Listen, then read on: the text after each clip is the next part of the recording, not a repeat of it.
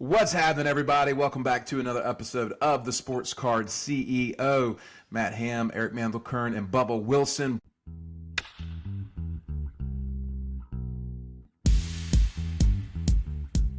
Boys, good to be back with y'all. Really want to say thank you to all of our listeners who are so involved in the show. And I tell you what, Ham has been getting a lot of flack about the headset game. And so this week at my office, one of our loyal, devoted listeners bought me this sweet set of unicorn cat. That's good on you, man. I tell you what, and to honor our great listeners, I'm going to commit to wearing these headphones during this episode, and my son is never going to speak to me again. Single father after this show. Yeah, seriously. I have been abandoned. But no, I got a shout out to Mully, who sent this beautiful package of cat earmuffs to my office. And so I said, you know what? I'm going to honor it. I'm going to wear them on the show. I love it. So, boys, we have a routine and a rhythm here to kind of catch everybody up on a week. Bubba, I know you got a lot of personal stuff to share, so I'd love to give you the floor to do that, man. Yeah, man. Just start off with a heavy note here. Just extremely blessed to be alive. So I don't know. I think I touched on it on the last episode, but took a family trip and 38 years old, and I've never been in a car accident my entire life. And we were heading to Florida, the panhandle of Florida, which is roughly about 6 hours from our house, a little over maybe. And we were about 45 minutes out from our beach house. And I was on a country 2-lane highway in Florida and was coming up a hill. And I had two cars probably 100 yards or so ahead of me. And one of them turned off on the right-hand side of the road and turned off. There's like a blinking, flashing light at a four-way stop. So the other two sides of traffic of the highway have to stop. Our lanes keep going, but it basically cautions you that the stop signs are to the right. So this one car turns off. I pull up behind the other car, and they stop at this caution light like it's a stoplight. And I'm like, what are they doing? Like, what are these cars doing? And I'm literally telling my wife, like, I guess I'm going to pass this guy. I don't know what he's doing. He's sitting there. And literally the words come out of my mouth. And the next thing I know, I'm looking at the ceiling. We took a shot and ended up this lady behind us never stopped, never hit her brakes, hit us going 70 mile per hour. And my whole family of 6 is in the car, 3-year-old daughter, all my sons, and get out of the car. She's screaming about her baby. I'm thinking, oh no, this lady's got a baby in the car. And I run back there, no baby in the car. All her clothes were in the car, no baby. So I run back to my family. I'd already made sure they were okay. My one son was crying. He had hit his head against the seat ahead of him. And absolutely terrifying event. And she ended up getting life flighted out by helicopter. And my entire family, except for myself, got taken by ambulance to the hospital in Florida. And I stayed on the scene. I had to try to figure out how to get our bags there. My shoulders were messed up, both my shoulders. I don't know if I tore my rotator cuffs or what, but I'm on the scene trying to just figure out, like, what do I do? I'm in the middle of nowhere, Florida now. My car's totaled. My family's at the hospital. Like, what do I do here? And so I'm kind of talking through with this fireman, and this for everybody on the show here. If you ever take a trip or you're ever driving around, this is something I'll never forget, and I hope it saves lives. I hope this episode saves lives. But I looked at the fireman and I said, man, that cargo carrier I had on the back, I think it must have saved us some, like, of the impact, because that cargo carrier, we had like our bags on the back of the cargo carrier. And by the time when she hit us, and I'll share some videos next week, I'll get them to you, Ham, so you can show the scene and these cars. But my cargo carrier was in her engine compartment and her engine was in her passenger seat. Jeez. And I was talking to this guy, the fireman, and he said, you're really, really lucky. And I said, yeah, I figure. He said, that cargo carrier hadn't been on there. I was like, well, we'd had a bunch of whiplash or something. Like, he's like, no, you all would have been dead. He's like, I've come to this scene so many times where when you get hit in the back like that, it just basically just breaks your neck, because there's the impact. And that cargo carrier, when it hit us, it was still a hell of a shot, but it pushed our cargo carrier like into our tow hitch, and it kind of like pushed it into our frame. So it bent my frame of my vehicle up. But he said, like, anybody, if you've got a family vehicle and you're going on a trip and you're going to be at high speeds, having a trailer hitch or having something hanging off the back of your vehicle absorbs some of that blow. So just want to share that, because, hearing that, and that, like, it was bad enough to see your kids and go through something like that, but life is short. It puts it all in perspective with cards for me, puts it all in perspective of everything we stress out in our lives. God was with me on that day, and I got there, and I'll leave it at this for my week. And I'm not a big card week for me on vacation, but I got there, and we're standing there at our house. My whole family was back, and I was there by the kitchen table, and my sons look at me. All three of my sons are there, and they said, "Dad, do you remember praying over us the night ahead that we would be there safe and asking God to be with us that day?" And just really thankful to be on this episode of the Sports Card CEO, because there was a real good chance this was going to be a two-guy show if God wasn't with us that day. So happy to be here with you boys, and we'll make this a lot more fun episode, I promise, going forward. But just give your kids an extra kiss tonight when you put them to bed, because life is short. Man. Well, we're glad you're okay.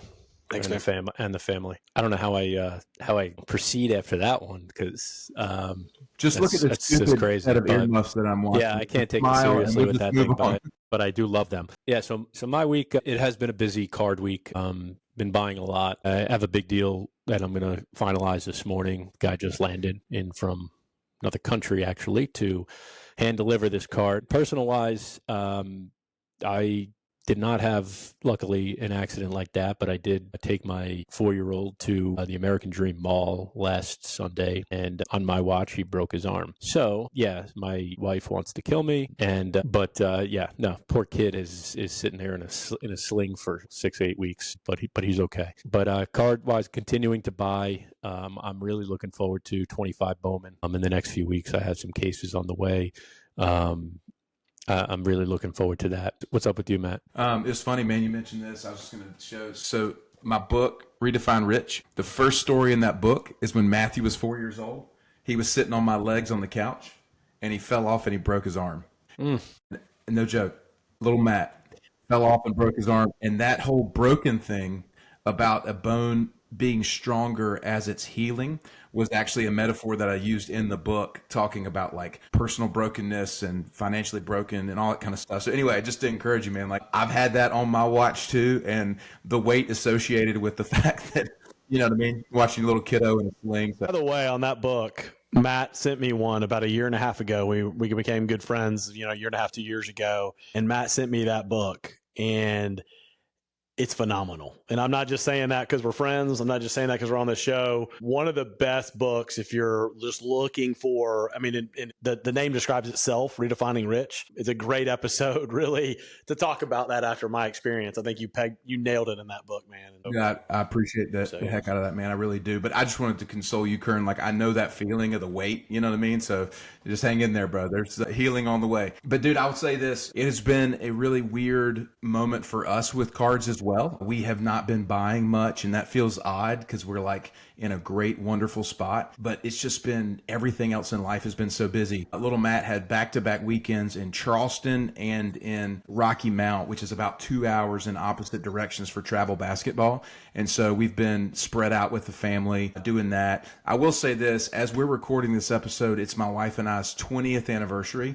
Happy anniversary. Yeah, and so this week, for like the first time in a long time, my wife and I are getting on an airplane and we're heading down to Palm Beach area, which is where we first lived when we got married. And so we haven't been back. And so my wife and I are heading out on Thursday to fly down there. So yeah, it's kind of in a similar vein, like not a lot of card stuff going on this week, but a lot of personal celebrations and a lot of personal things we're grateful for. So we lived in Palm City, just north. And so we're actually going back to where we bought our first home. Very nice. 20 years after we got married, went down there.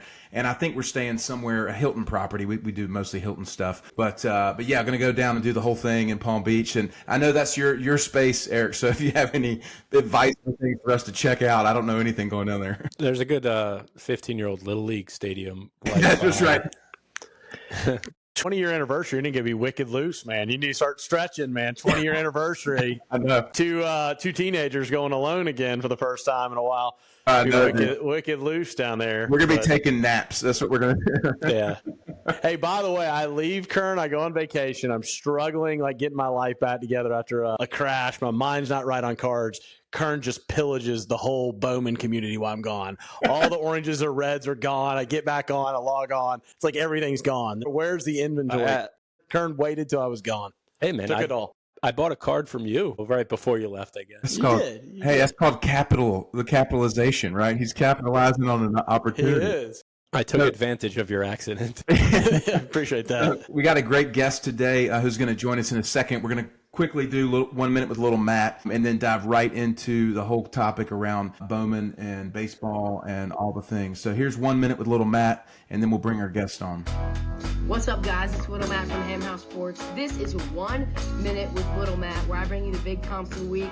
This week, I will try my best to avoid some of Gary's sales. All right, here we go. 2018 Topps SSP Shohei Ohtani hand-on helmet was a big pickup for Ham House this week, and also a big comp. A BGS 9.5 did $6,300 on Fanatics Collect auction. Ohtani and the Dodgers have started off the season hot, so his prices have been spiking. Next, another guy who started off the season hot is Jackson Chourio. Chourio is looking like an MVP caliber player this year, and his True Gold and a BGS 9.5 did $6,600, and in the PSA 10 did over $11,000.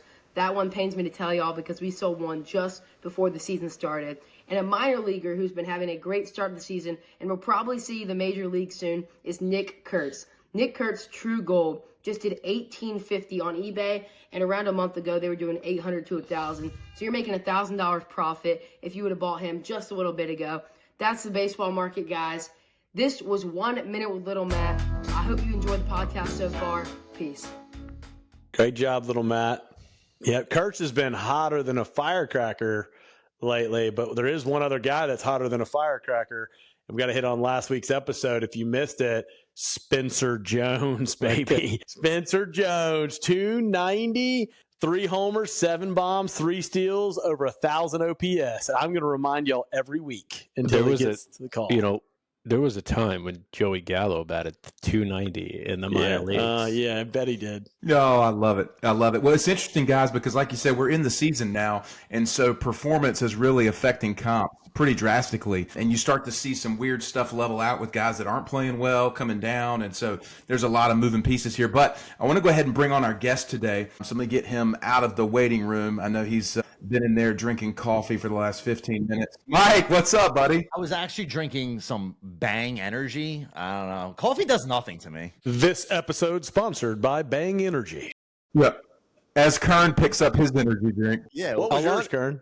This episode is brought to you by Alani New Energy Drink. Okay. The energy drink that keeps gotta have the energy buying drink baseball. sponsors.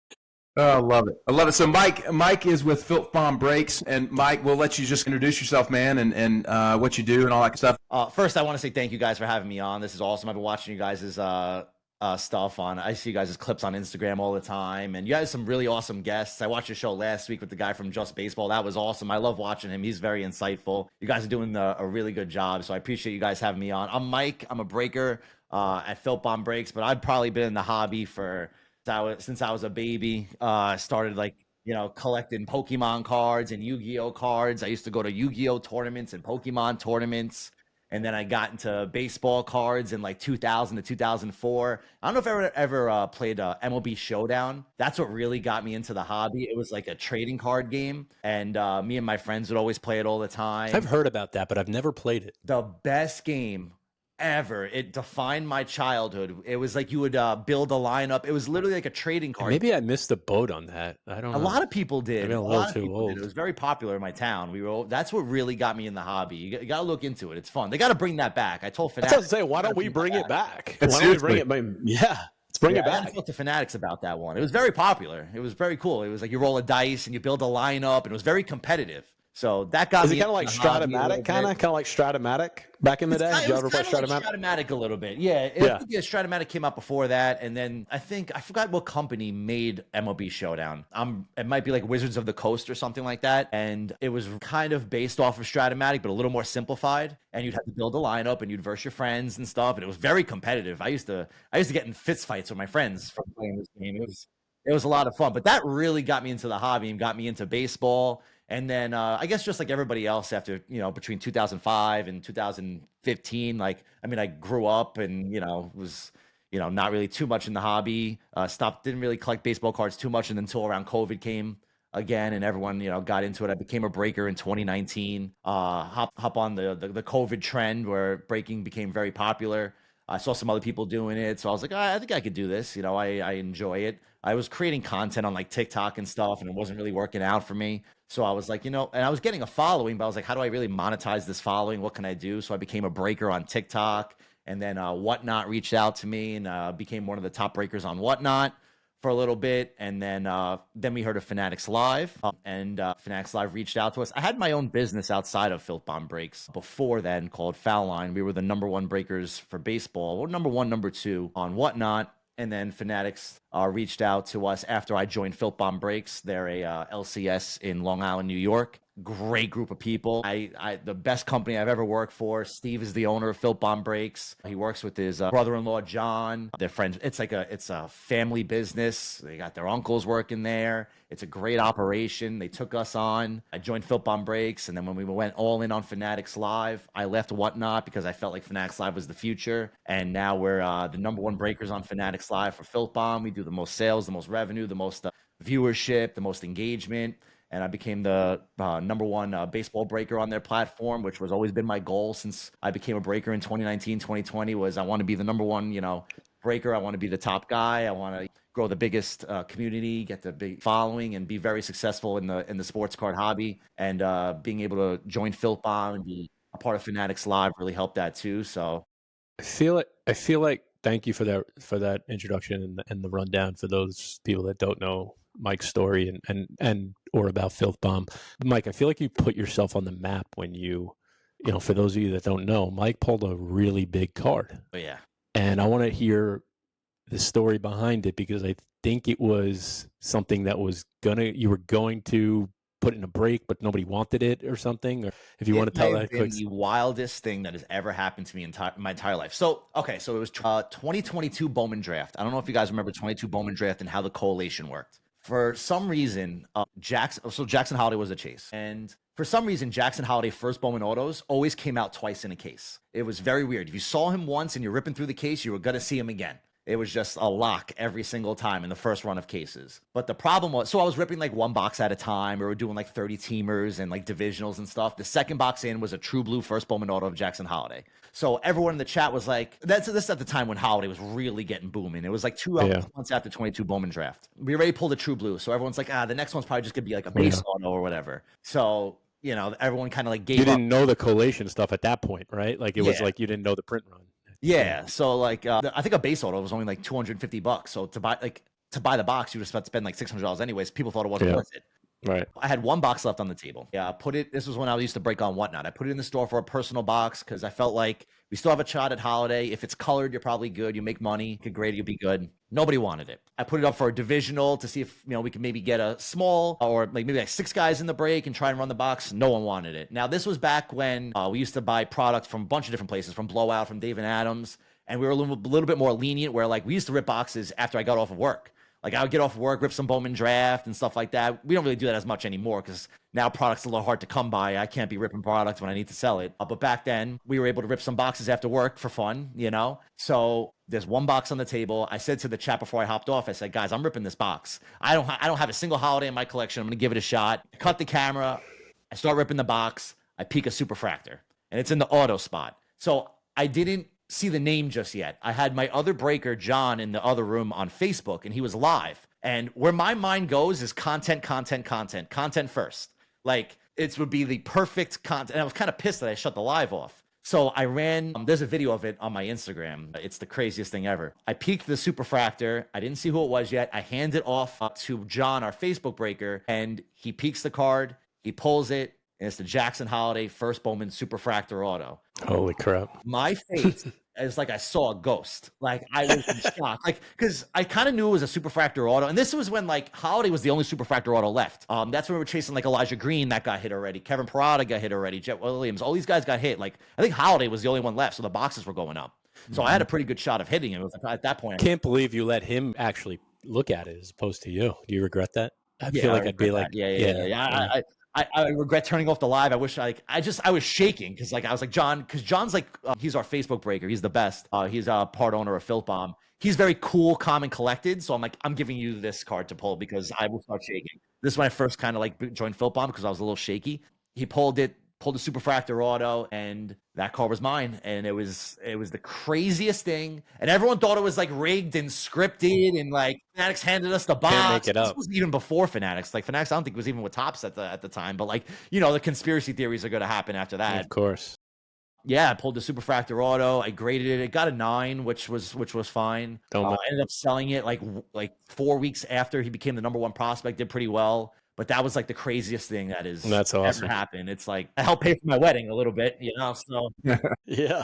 You guys. I mean, you guys obviously run through a lot of product, and you hit some big cards, and it, you know, all the conspiracies of the breakers get all the big cards. How much product are you running through? Like, because like I'm not a conspiracy believer from that perspective of all the breakers get the big. Like, of course, like the volume that you guys are going through, like how much volume, like 25 Bowman, do you know how much you're getting in yet? I'm not too sure just yet. I was actually going to go into work and find that out today because I'm excited about that product. I think it's going to be pretty good. It's going to be a little underrated. I don't know how much we're getting, but yeah, we move a lot of volume. We have multiple channels on Fanatics Live. We got one person doing pick your teams. We have another person doing random player breaks, pick your player breaks, auction style. So we need a lot of product. We have a lot of breakers and stuff like that. But yeah, people don't see the times when I run hundreds of products and don't pull a single thing worth $1. It was, I think, a 2024 Topps Chrome update. We did a 100-case player break to try and hit a debut patch. I don't think I pulled a single card worth $100 in 100 cases or something like that. Well, that might have been 2023. I think it was last year, which was kind of tough besides, like, you know, chasing the debut patches. You know, so people don't see those times when I really struggle. Or I probably did 475 cases of 2023 Bowman draft in the last year and a half. Haven't pulled a single Superfractor Auto out of 2023 draft. So I used all my luck in 22, I guess. But yeah, so we need a lot of product. Product is hard to come by nowadays. There's a lot of breakers coming through, whether they're on, you know, whatnot, TikTok, Fanatics Live, all these places, and product's getting very expensive right now. It sure is. And that kind of leads me to my next question. And I know you guys wanted to kind of discuss this, but so you guys have a repack now, right? Filth Bomb has a repack called Heaters, and I guess there's straight gas to it, and Inferno, which is like the higher end version of the repack. So when did you guys start doing that? Because a lot of the direction of the hobby, at least from the breakers perspective, and I'd like to get your take on it. You know, there's so many repacks out there now. There's so many. So like, I want to talk about, you know, your guys specifically. I've been in the live with the, you know, I've bid on the repacks, although I don't break a ton, but I want to hear like what your thoughts are on repacking in general as far as the hobby goes. Is it a good thing, a bad thing? What are your thoughts? So I think repacking is very important when done correctly. So I would say it was about 10 months ago, I saw a little bit of a decline in, because I was mostly running pick your team formats of wax. And it was getting a little competitive on Fanatics Live. Everyone's competing with each other, being the best prices. So I know I had to kind of like make a change because like I said, 23 Bowman draft, I would run for 10 straight days and crushing people. People weren't coming back to my breaks. They were getting a little hurt. Wax was getting a little too expensive. So I thought to ourselves, like, I need to make a change. What would benefit our buyers? What would people, you know, be a little bit more, you know, what would want to make people come back? And we thought repacks are the way right now, with wax being too expensive, and we could curate the cases. So we work with a company. So the heaters are actually another company that we partner with exclusively. So they create the cases. They go out and they spend 90 to 95% on cards. It's mostly baseball. I only do baseball. In the future, maybe we might want to get into basketball, football, stuff like that. But baseball has been our bread and butter at Filth Bomb. We partner with these heaters, the guys at Heaters. They used to be breakers on Whatnot. They transitioned into being a repack company. They curate the cases for us. And ever since we started running the repacks, I've had tons of repeat buyers. Our sales have gone up. People are a lot more happier in the breaks. It's just completely changed the game for us. But like I said, you have to do it right. You have to make sure that the cards in those repacks are liquid. You have to make sure the cards in those packs are collectible.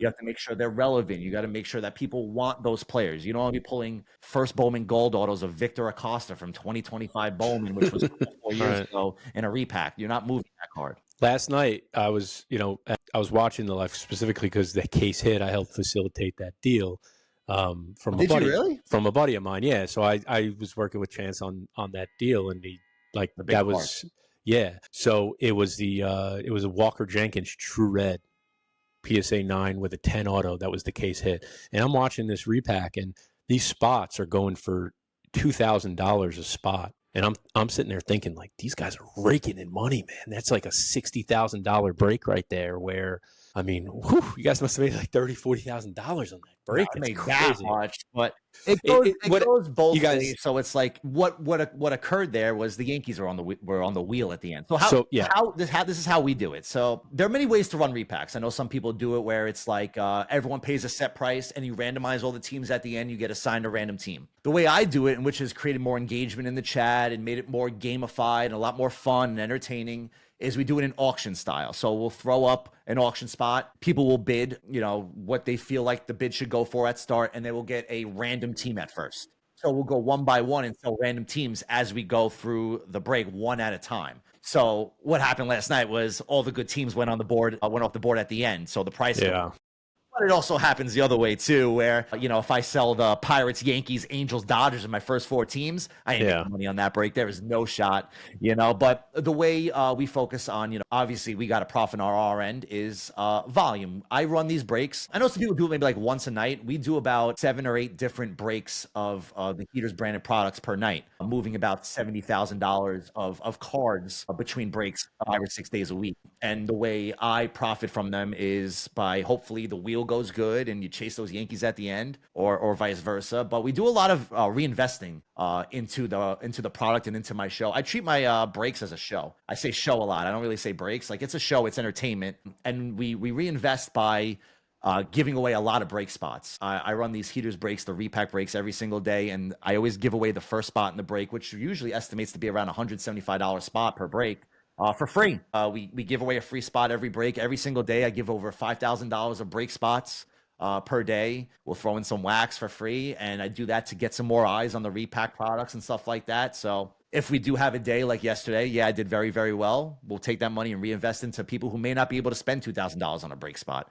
I'll give them some free spots into that. We'll give away some cards, but the repacks get a lot of bad reps because people don't do them correctly. Whether they are putting in cards that aren't liquid, whether they are not, promising that ceiling card correctly, or whether they're putting in a floor card that's under what they're promised. You don't see that with the Heaters guys. They do a great job. What's really good is, like I said, we're all baseball, and the guys who put those packs together are real baseball fans. Yeah, they're engaged with baseball. They pay attention. They know who to buy. Yeah, they know their stuff. For example, like last night, Michael King went out and threw a complete game shutout last night. Absolutely shoved the guy we traded from the Yankees the same day. I pull a Michael King first Bowman Green Sapphire Auto PSA 10 that does like $300, which is probably more. Lawrence Butler, we've been seeing in the repacks all off season because they believe that Lawrence Butler was going to be a good player. He's been a good player. His cards went up. Roman Anthony, in one of our biggest breaks, we had a first Bowman True Red Auto to 5, maybe back in like October when we quad 9.5s, I think. Right? Yeah, that was a great card that we had in one of our packs. I think the guy sold it for like $17,000 because we felt that was a great repack card. That card had the potential to go up. I got the first ever Infernos repack. I had the case hit, and I still have the card to this day. 3 Gaudy Ruth. Oh, the 33 Gaudy Ruth. Yeah, we actually put one of those in our breaks a couple weeks ago too. That's a great card. That's a grail card. Like, you see cards like that. This is why I love repacks, and this is why I think they're important.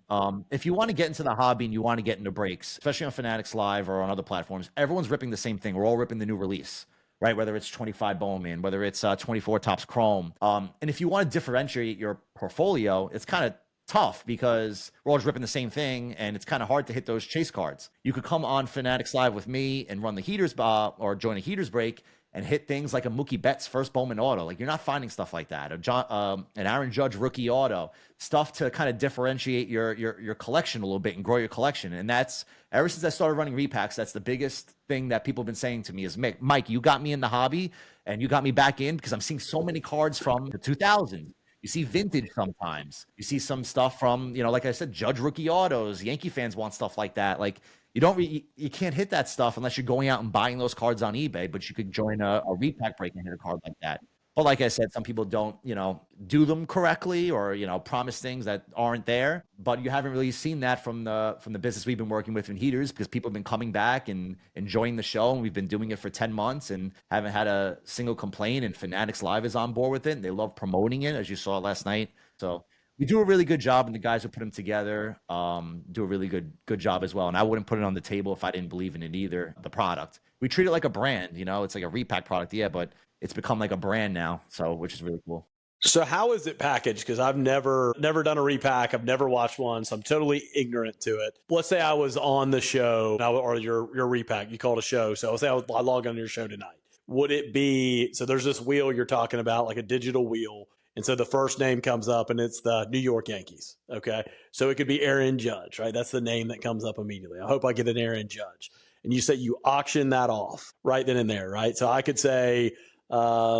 Okay, I'm going to bid $400. No, flip it, because first you're bidding and then you're spinning the wheel. And then I rip at the end. You don't know who you're bidding on. Sell all the break spots in auction format to start, and then when all 30 spots sell one by one, then we rip after. So you just really don't know. You could buy 1 or 30. It's just a luck of the draw on what you auction. If you went 15 that day because your lucky number is 15, and it hits the spot, that's just you got lucky to whatever you paid at that spot. Yeah, like you probably don't want to go into that buying 15 teams. Like you want to maybe take like 2, 3, 4, or 5 teams. But yeah, you obviously, the big card in heaters is called the ceiling card, right? So the best card you can hit, for example, would be $1,000 to $1,500 card.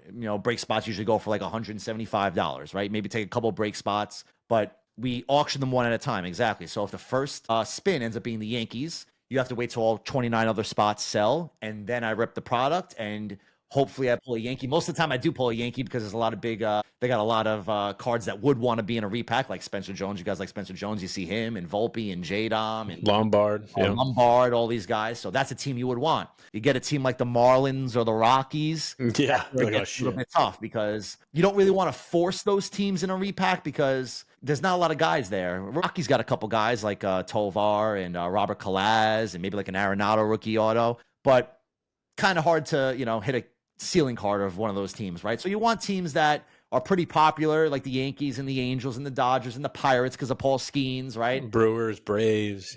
Braves. Even the Braves are a little tough because it's really only one guy or two Acuna. guys. Acuna and Hank Aaron. I guess sometimes you see those as like Hank last night, yeah. So for the people who watch our breaks all the time, they kind of have a little bit of an edge because they know of certain cards that may come out a little bit often. Like Walker Jenkins comes out all the time out of the heaters because we believe, and the heaters guys believe, he's underpriced and he's a great value. So you see him all the time in the heaters box. Does Erod come out? Who? Erod, Manuel Rodriguez. Yes, yeah, I've seen him a couple times. Some True Blue First Bowman autos. That's probably one of the most underrated prospects in the hobby right now. Rodriguez. Yeah, that guy could hit. He's going to be. So when you say these packs, because again, I'm ignorant of this, and there's probably other viewers here that are also ignorant of this. How does the heaters package this? I know you said they curate it. How does it come in like a big box and you're pulling them one by one? It comes in a sealed case, right? And the boxes are sealed. They come 10 boxes per case. Where the floor card, the worst card in the box, $100. The best card could be up to $1,500. And there's cards in between, $400, $300, $200 cards. And they come sealed and they're on the table. And the best part is that so I know some other people do repacks where like that big card is not guaranteed in the break. I'm not a fan of that.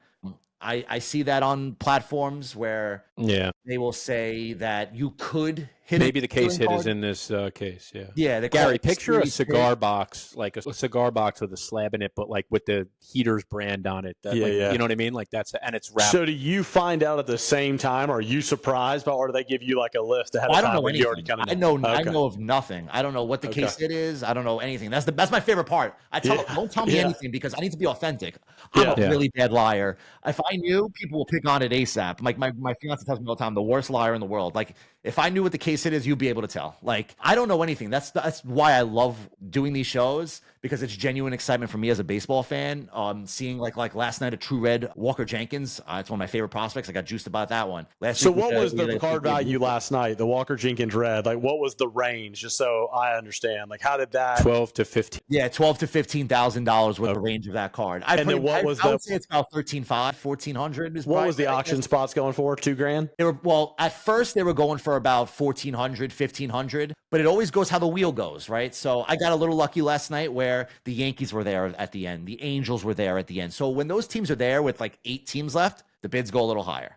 But it can also go the other way as well. There was one time where I did pretty poorly, where like all the big teams went pretty early. And you stuck with like the Rockies, the Marlins, the White Sox at the end, and the bids go low. So that happens as well too. And but Yeah, last So night. what was the low end last night? So the high end was 12 to 15. What was the lowest someone could have gotten last night? So in that Inferno case, Inferno is Heaters is the brand, and within Heaters there are different kind of names for the boxes. Yeah. There's a case called Straight Gas where the ceiling of that card is $3,000 to $4,000, and then the Inferno case. So it was a 3-case break last night. So you had Heaters, Straight Gas, and Inferno. 3 different cases with 3 different lower end, mid end, and high end, I guess. Exactly, low end, mid end, and high end break. So the worst card you could hit in the entire break was $100. But in the Inferno case, there's 8 boxes per case. The worst card you could hit in that is $1,000. So you have 8 cards there that are 4 digits. You have another in the Straight Gas case is a $3,000 to $4,000 card. So you have a lot of outs there. You have a lot of value there where you can. So a card someone in Inferno, if they were bidding $1,500 early on.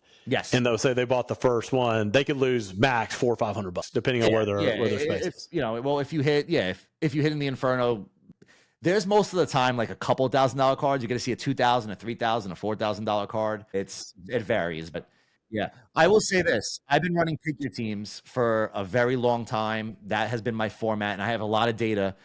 The percentage of people who make money in pick your team formats are a lot less when it comes than repacks. Repacks probably around 25%. People get, or 25 to 30%. People get return on their investment back in a total break. PYTs is like 6-7%.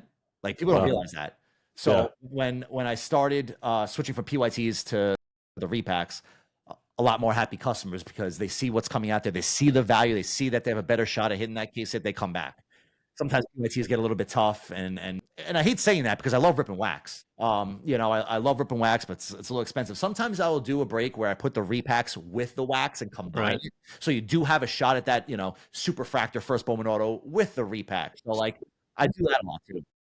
I've seen people call that out as like scamming, and I disagree. Like I love that because there's only a certain amount of teams in wax that like you're gonna want specifically. You got to go from the bottom up of like who you can hit. You know what I mean? If you don't get the, in 24 draft, if you're not getting the, right now the A's or the Royals or something like, but you get the White Sox, probably a bad example, but you get the Twins, who have like, and you're not necessarily chasing, let's say the Twins like Kalen Culpepper, but like you have the opportunity for Walker Jenkins in the repacks. You know what I mean? So it gives you that out. So do you only get the player when the team pulls? Do you only get the player of the team they're currently on? Whatever's on the card. Whatever's on the card. So, for example, if I love how green Gary is. Dodgers, and I pull a Shohei Ohtani rookie auto, that's going to the Angels because he's on the Angels on that card. Interesting. Matt, have you ever done one before? Yeah, so it's really interesting. I have personally never bought into like a repack situation, like a Heaters or whatever. Now, I've done a ton of business with these guys, and I will say that understanding this part of the hobby has been almost a cheat code from a high-end baseball player perspective, because I know that these guys are ripping through a ton of product, and they need product. So when you go out and curate very, very high-end, all the stuff that we have, right? All the stuff that's going to do really well in these repacks. That's where we curate this stuff, and we can apply basically cards for these guys when we need to move some stuff. But what I would say it's super interesting is this is the evolution of opening wax. Because when we first started, we opened a ton of wax in breaks, and I had literally a table full of 5-rows full of the gladiators or I remember back when Jackson Holiday 2022 was our first chase, and it's like the insert stuff from Holiday, right? And it's like, this is just not what I want to have sitting on my desk. And so if I spend all this money buying into all of these player breaks and stuff or team breaks, why not spend the money and know that you're going to get a card that's already going to be graded? There's going to be less of a loss scenario for you. So it's an evolution of the business model. And I think if like Mike's saying, if it's done right, then it can be really healthy and helpful for the industry. And then you as a guy who, we are the sports card CEO, right? Teaching people how to be the CEO of their own business. You understand the different models of the industry and then fit your own niche within those verticals essentially that you can fill. And that's what's been huge for us. Well, it had such a bad stigma to it over the last year and a half. It's always like repackers. It's almost like a slang, like slanderous word, right? Repackers. Oh, damn repackers. He's a repacker. Well, the reality is it's phenomenal for the card market and all of us. It is what baseball's had this renewed flow, baseball specifically. And it's repacks that are building new cards into the market on a regular basis that are continuously turning. It's turning money. But here's the biggest thing, and this is where it hit me in this conversation. I love when light bulbs go on in my head because it's like a moment. This last week, I never rip, okay? I'm not a Kern. I'm not a rip junkie. I buy singles, okay? I'm not a junkie. All right. So I'm a singles junkie. I'm a singles junkie. I was sitting with my kids and I was sitting with 6 other kids at the beach because we had 2 other families with us at the beach. And we're sitting there and I had to go get a car seat since our car seat got destroyed in the wreck too. And I was at Target. And so there were some packs over there. So you know what? These kids are going to love some packs.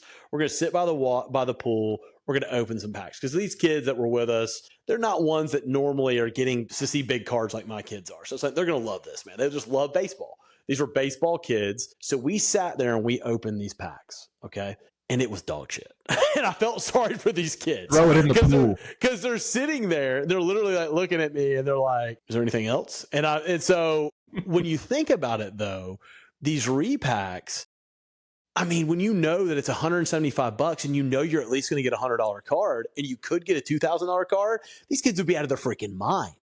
I mean, it's the way this is the way it should be. It's the way, honestly, in the future, because these cases and this wax has gotten so expensive that repacks is good the way it's going to go. So I guess my question to that, like, there's a lot of people that would argue that it's gambling, right? That like Whatnot and Fanatics Live is gambling, and that you're basically gambling that you'll 5x your money or 10x your money, and eventually do we see this being regulated? I don't know. I mean, ripping sealed wax is gambling too. It all has risk. Ripping a pack is gambling. Sometimes buying a singles card is gambling kind of too, because you're taking a risk on the value. I mean, buying a stock on the stock market is gambling. Yeah. You're gambling on performance. Well, I think as long as I think the issue is that, I think box companies are required to put their odds right on packaging and stuff. Like, I don't know the legality of that, but I would think that they would. And so as long as, like, Mike said, if you're doing it right and people understand, and this is what selling to repack companies has done for us, is these guys are looking for, hey, I need cards in this value window, 1,000 to 1,600. I'm not going to go lower. I'm not going to go higher. I need current comps of these cards. And then I need 3,000 to 4,000. And then I need 10,000 plus. So when they're building out their break, they know there's 1 chase card, maybe 2 of the mid-range, and then 7 of the low end. So I know now when I'm going to buy at shows, one of the things that I'm doing is understanding the comp market of certain players within those price tiers, because I know I have an exit strategy to go and sell to these guys because they need product for their next break. Does that make sense? That makes so much sense. And I'm seeing that a lot more. I see it in Facebook groups all the time. People go and saying, hey, I'm looking to buy $1,000 and $1,500 cards. That's the sweet spot. We are obsessed with $1,000 and $1,500 cards because I run those multiple times a night. So if you could, that's a great show. If Fanatics, and this is something like that should come up in conversation, if Fanatics started taking their packs, okay, and they started on their packs, and I know they don't want to do this, I know through conversation, but if they started taking wax and saying, okay, this case is, just give me, what's a Bowman Draft 2025 case going to cost? Like MSRP. I mean, it's probably hobby's going to cost $3,600 or something. $3,600. Okay. So if they on the box started saying you're going to spend $3,600, but you've got a base level of value of $2,000. Okay. And you've got an upside of 200 in this box, people would look at it differently. But when you're going in and you get a $3,200 case and you get $200 of value, people don't believe in that shit really quick. I mean, it's like, I just got a kick to the groin. And especially when it happens over and over and over, I think they got to find ways to be able to get more and more value. And we've talked about this before, Kern. How do they get more value into these cases? And I think the way they do it, we've talked about this before, they got to get rid of all that paper. Yeah, I've been saying that for a while. Get rid of the paper. Get rid of that. Even inserts. I think their counter to trying to put more value is all these parallels. All the different parallels that they're coming out. And they might not hold the the value on the secondary market in the long term, but that's to me their strategy of getting more value. I think another suggestion, and I had this suggestion, and I think it might be taken to account, is get rid of the sticker autos. If they're going to have a sticker auto, I think they're going to get rid of them completely. I don't think we'll see any more sticker autos. I think the main reason why they do it though is because it's most of the time it's like in season, and for sure, need Shohei Ohtani to sign autos. They sign. But if it's going to be a sticker auto, make it a 4th auto and a 3 auto box. Yes. Because people feel like they get gypped, and that's when people start ripping Fanatics and say this is bullshit. Mm-hmm. Make it a 4th auto. Yeah. Bonus If you haven't card. noticed though, there has been some products lately. They've been throwing some extra autos in there. Did you rip any 24 Draft Sapphire? I didn't know. There was like extra autos in like every box. It was kind of wild. And, really? and same thing with 24 Bowman Chrome Sapphire. Sometimes I get 3 autos in a box. So I don't know if you told them that, because maybe like in the last year, but they've been actually doing that lately. And I want to sometimes see more of that, because there was a time where they were screwing up the other way. They were putting no autos in boxes and then really messing it up. Yeah, and that was really getting people to not want to rip wax. Well, there's absolutely no doubt in my mind, and this is the old adage, under promise and over perform, and that's what they should be doing. Yeah. So we do in our repacks. I promise $100. We promise $100 floor. Most of the time, there's never $100 card in there. It's 125, 150 is the lowest, because one, comps change all the time. Right. So comps sometimes go down, and there's that space there. But like, we use that strategy in our repack. So like, sometimes I put up a $1,000 to $1,500 ceiling, and the ceiling's $2,000. And sometimes that's a marketing strategy, right? To be like, hey, you could hit a card like this.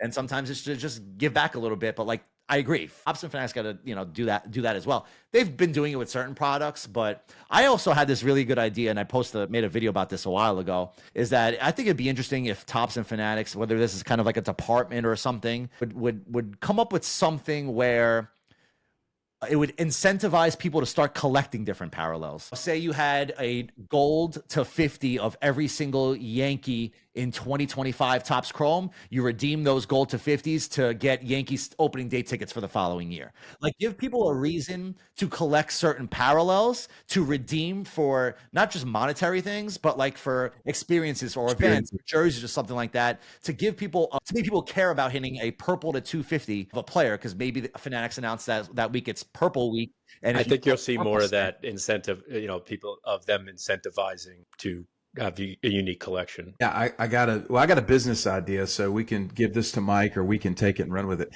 With this whole thing about prospecting, right? Like, the reality is there's different verticals within this card market, and one of the verticals is guys who collect Hall of Famers and guys who are going to be Hall of Famers. You're looking at your Judges, your Trouts, your Mookies, all of these guys, right? But if there was a repack that was specific to prospecting, where you can help somebody who's not really into prospects, because if they're blended or whatever, but I'm talking about talk about your guy Grover. What's his name? Gino Groover. Groover. The third. Love this Gino. You like Gino Groover? Yeah, but my point is if you could go and enter a break and you get a Gino Groover first Bowman Auto 10, and it's a $125 card. Well, guess what? You sit on that card, the guy debuts, now that card's a $400 card. That person then is now into the prospecting Kool-Aid. You see what I'm saying? Mm-hmm. And so if we had a product that was specific to prospecting, and you can tell people, listen, you're going to get these level of prospects, it would be a way to entry people, because I will tell you, I'm dealing right now with a lot of my buddies here in Wilmington and personal friends of mine. They're out there buying into these case breaks and player breaks, and they're coming to me going, Matt, what do I do? I've got 1,000 cards. What do I do? And I want to tell them, buy singles. And they're going, yeah, but I don't know who to buy. Yeah. We had a product line where they didn't have to worry about who to buy. Well, you just created it. So Filth Bomb Breaks, this is why we're doing this episode. Filth Bomb Breaks is adding the sports card CEO package now. The Inferno, the Heater. Well, I'll say this. We're kind of already doing that already. When you join a Heaters break, majority of the time it's prospects. I would probably say 75% of the time it's first Bowman autos. If there's a card that's the worst card in the case, say it's $125, it's probably a first Bowman auto of Aiden Miller. It's probably a first Bowman auto of Christian Campbell, Jacob Wilson, guys who have upside. Because if you have a bad card in the case, right, the worst card, nobody wants it. I want to be like, hey, that card has upside, not a Cal Ripken patch auto that's $100. That's probably just going to stay the same for the next 25 years because every Cal Ripken patch auto is the same, right? So we're kind of already doing that already. Where like there's a lot. I would probably say 75% of the cards that come out of the heaters repacks is Bowman, and I strongly believe that's the best way to do a baseball repack is to make sure you put those Bowman cards in there because then you have upside there. But they have to be the right guys. Like I said, you can't be Mike. putting, I have an idea for you. You need to create the future #1 prospect break. And it's all it is future guys that you believe have the potential. The Sports Card CEO will help, will have the potential to be Baseball America's #1. So I need to make sure I grab all of Kern's Sebastian Walcott's is what you're saying. Leo DeVries. Good luck. Those. That's not a bad idea. That we actually have a product that we're debuting where it's a little different, but we're doing something where it's called Starting 9, and it has it's curated like a lineup card where there's a catcher, a first baseman, a second baseman, a third base, a shortstop, 3 outfielders, and a pitcher. So you have to think about it a little bit differently and how we're breaking it and how you want to participate in the break. So there's many ways you could do it, but again, as long as you do it ethically and correctly, there's many different ways you could do repacks for sure, which is exciting. How many like different paper cuts do you get to see a year doing what you do? That's a lot of wax. It's a lot of cards. Are your fingers all banged up, or sticky fingers? I've been a little spoiled though because the repacks it's just 10 cards and it slabs and that's it. But if I got to do like a big player break especially with Bowman Hobby, like Bowman. I'm dreading Bowman Hobby a little bit. That's a lot of paper. I get some paper. I get some arthritis in my hands. It happens. And it's like sometimes. mixed in too. It's not even like all at the top. Like, you know what I mean? Like at least 24 Bowman is like mixed in too. You got some in the front, some in the back. Yeah. Well, I will say one thing, man. One thing I'm big on and have had to learn, and why I'm even on this podcast, is because I am a big advocate for education in this space. Because there's a lot of people that are not educated. When they're not educated, they just get into the hype and they get burned. And if they get burned and they get out of the hobby, they're not getting their kid in the hobby. They're not getting their neighbor in the hobby. And so when you've got companies that are taking advantage of people and not educating them on the situation, then you get people that get burned, and it's just a bad environment. So when we can educate people on better ways to leverage their capital and resources to get into the hobby without spending $1,000 on breaks to have 1,000 paper cards, you know what I mean? Like, I think that that's hugely valuable. So again, that you guys continue to do that, to people understand what they're getting into. I think it's just a better thing for everybody involved because people. You're spot on, dude. You're spot on. That is how this industry will continue to grow. This industry will end if wax continues to go higher and the general consumer that's trying to enter, like if a kid at this age, it's again, who are we selling to right now? If we're talking about the health of this hobby in 30, 40, 50 years, it's today's kids. It's today. I've said that before. They have to love it and they want to love it. That's what's funny, guys. This age group, they love freaking cars, but it's shit. The average pack they're getting is shit that they can afford. And so we've got to make it where those packs for kids can get something that they're excited about, because it's like a kid going to Toys R Us and seeing his favorite toy that he can never get. You know what I mean? And it's cool. The Paul Skeen story is building the hysteria. I love it. It's like what all the kids are dreaming now, that they get a debut patch. And it's like what you said, Mike, like getting where these kids know they can get experience. I mean, oh man, I can go meet a player or I can get involved. And like, that's the kind of stuff we've got to be doing in this card space if we want the health of this thing to be there in 30, 40 years, which I'm passionate about that. I'm passionate about seeing people not do what I did. I came in and thankfully I had the money to lose. But there's a lot of people that don't. And this can be a fun thing. It can be a profitable thing. And it can be a hobby that kids love to do. But they got to be open up packs. And I think I don't know how we do it, but there's got to be a way that repacks can get to that level. I love it. I love that idea, Ham. I really do. Yeah, I think that's I've been preaching that for a while. The collaboration that Fanatics and Topps have.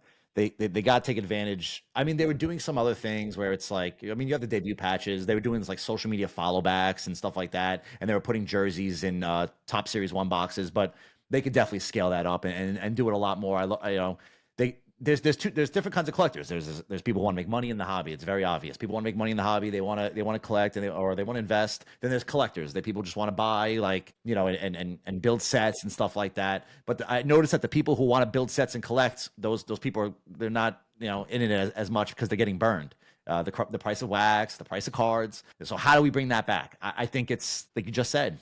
Throw some World Series tickets as a chase, not just a chase in the set, but doing something to win that, like collecting the cards, like building different sets, right? Because if you need a purple to 250 of Willie Adames to complete your set, that'll make you want to go on eBay and find that card. That'll make you want to engage with different communities to find that card.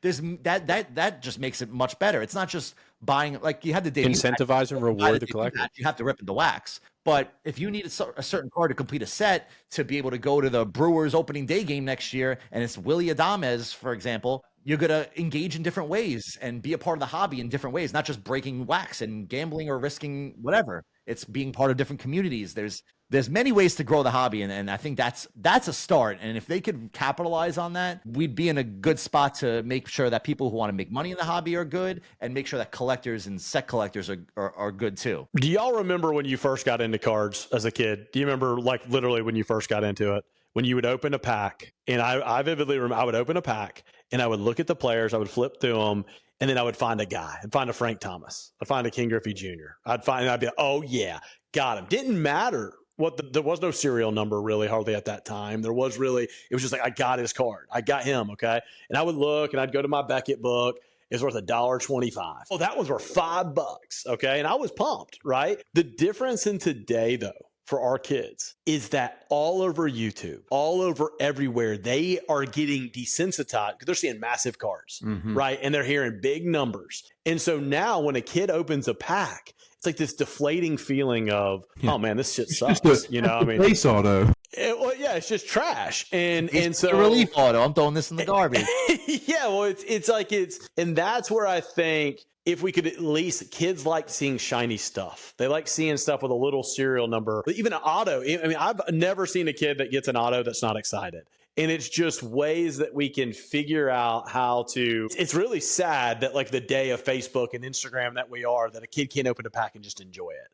But it's partly because what's in there. Like, we got to get it where there's something to those cards that makes them go, man.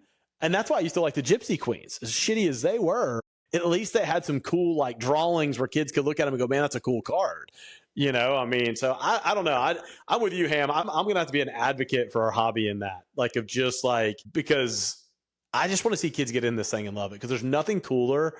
And it's something I've started to do with like close friends of ours. I'm starting to just drop cards in the mail from my vault to kids that I know that don't have them. And the parents will send a video of that kid opening a box, and it's like their first autographed color Bowman first card, and they shit their pants. I mean, they are so excited. Like, that to me is what I want to see. Uncle Gary.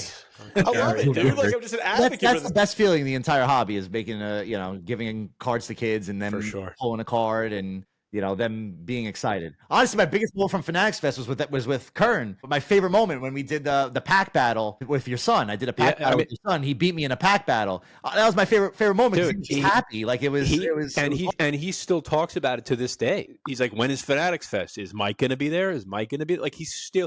I brought home a box or a couple boxes, and he's like, can you record it and we'll send it to Mike? So I recorded it and sent it to Mike. Like, dude, they made an impression on him, and it's experiences like that keep this going. Yeah, and I take that as a big responsibility for myself. Like, I'm a breaker on Fanatics Live, which is the biggest platform and the biggest name. And we talked about education and stuff before. Like, I need to do that. And I take, like, Kern, you've been in my live. Like, I don't just rip boxes and pull cards to the side and say, nice hit, blah, blah, bang, bang, bang, whatever. I treat it like a podcast, and I treat it like an education system, and I'll explain why that card was in there. Hey, that Aiden Miller has upside because he hit this in AAA, and that's awesome. You do, and you're one of the few that do. Important. You also know what you're talking about, and you're not like a pump up guy, and like your shit.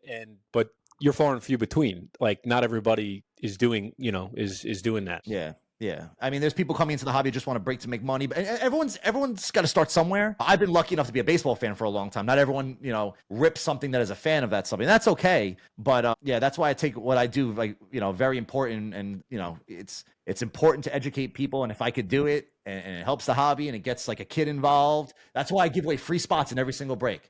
I'm posting this on TikTok and Twitter and stuff like that to get some kids.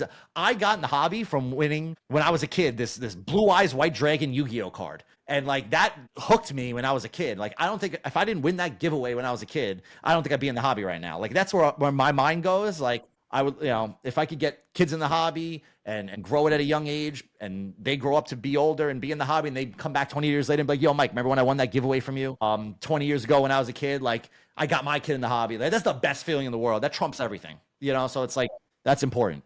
Well, guys, I know we're kind of getting up on our time frame here. Did y'all have any final questions? You want to do kind of the show wrap? I just want to say, what a cool hobby, man. What a cool hobby to see kids get in it. And when you go to any show, you see kids interact. You see them interact with adults. You see them interact with other kids. You see kids learn failure. You see them learn success. You see them learn business inside of it. I mean, the hobby space, if you're really going to be in it long, you've got to learn and you've got to get sharper and you've got to grow your personal skills. It's just really cool space, I think, for any kid. If there's somebody that's in here listening for the first time, getting your kid involved in cards, there's no negative to it. If you got to tell them there's a dark side of it too, that you got to learn, they got to know that's there. Unfortunately, in cards, there is a dark side. There are some absolute scumbags. But if you keep them away from that and you keep them in the root of really what this thing is about, I mean, you can have a lot of fun in this. And so as always, I want to just tell our listeners that if you're new to this, I know that's part of our show is having new people come in. You can always message our show and just ask, hey, look, I'm thinking about doing this, or hey, I'm thinking about that, or what should I be looking in? That's part of why this show was created, is not to make the same mistakes that we have all made. Yeah, Mike, I just want to thank you for coming on. Appreciate it. I feel like we could have spoken for 2 hours about the hobby. It was good to chat. Why don't you tell people where they could find you and Filth Bomb? If they ever want to join the break. Me on. We probably could have talked about a bunch more. Maybe have me on again one time. We'll talk some more five bowling. Maybe after that gets released. But you guys can follow me on Instagram, on Twitter, on TikTok. Main Event Mike on Instagram, Twitter, and TikTok. I break for Filth Bomb Breaks every single night on Fanatics Live. Come check me out. It's a really good community, really good vibe there. Some big cards get pulled, some free spots get given away, and it's a good time. And thank you guys so much for having me on. And maybe next time I'll be able to get one of those unicorn headsets. I got to match that. That's pretty cool. So, what do you pay, by the way? Because I want to get in one this week. I like to gamble. You just connect your. I'll help you out, Gary. It's over a thing called the internet. It's an app on Fanatics Live. Download the app, Fanatics Live. You'll see my face on the cover. I'm off tonight. I got a night off tonight. I'm live tomorrow if you want to come in. Yeah, connect me, Kern, with him when you're going to be doing it, because I do want to do Inferno's the top one. Yeah. Yep, that's the Inferno. I love a couple spots in an Inferno. Kern, get on an airplane right now and get to Georgia and stop Gary. I'm Infernoing, baby. Mike from Filth Bomb Breaks. And thank you guys for watching the Sports Card CEO podcast. We're signing off.